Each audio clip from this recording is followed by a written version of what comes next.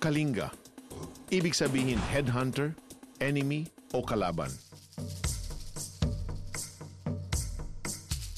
Hindi naman kalaban ang tingin ko sa mga dating headhunter ng Kalinga Province. As I join Operation Blessing Medical Mission, in this place, I am confronted with the real enemies of the people: sickness, ignorance, and poverty. This classroom is actually turned into a medical room. In this room, we saw a different kind of battle, a fight against sickness. For 1 week, our volunteer doctors treated almost 3,000 patients. We gave free eyeglasses, medicines, and medical services. Pumunta po siya dito dahil sa bukol sa may kanyang kanang kamay. Ano, matagal na yung cyst na yun? Almost 1 year na daw po. Karamihan sa ating mga kababayan, tinitiis ang sakit dahil mas masakit sa bulsa ang magpagamot. Ano yung pakiramdam mo ngayon na nagkakaroon po kayo ng libreng medical na atensyon po? Masayang-masaya po. Kasi kahit gusto namin magpagamot, walang pera. It is heartbreaking to see our kababayans like these people to be deprived of their most basic needs when some of us waste our money on unnecessary things. These people have not seen doctors, much less dentists, in years. Ilang bang taon na bago ka nakakita ng isang dentista? Ngayon lang, sa buhay mo. Ngayon, sir. Ilang taon na po kayo?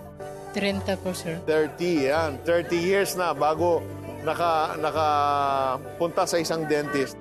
The tribes had their decayed teeth extracted and availed of our free dental services. Some of them walked at least 3 to 4 hours just to see a doctor. I also visited the children's area. Bilib ako sa mga volunteer teachers na matyagang nagtuturo sa mga bata. Sa araw na ito, natuto ako maging bata! Ignorance is another enemy here in Kalinga. That's why in every Operation Blessing Medical Mission, there will always be a counseling area. My wife, Christine, volunteered to be a counselor. We prayed with each one with their specific needs, and we made sure that they had a relationship with Jesus Christ before they left the place. Pinakita namin na nilikha sila ng Diyos para mahalin at magmahal sa Diyos at mahalin din ang kapwa nila. Earlier on, we distributed wheelchairs sa mga kababayan natin na may kapansanan. Kasama po natin dito ang samahang Free Wheelchair Mission at ADRA. Masayang-masaya po kasi nagkaroon ako ng magagamit para sa pagpunta ko sa school at sa paglabas ko sa bahay po. Makulay ang buhay kapag may gulay. But for Operation Blessing, this gulay here means livelihood.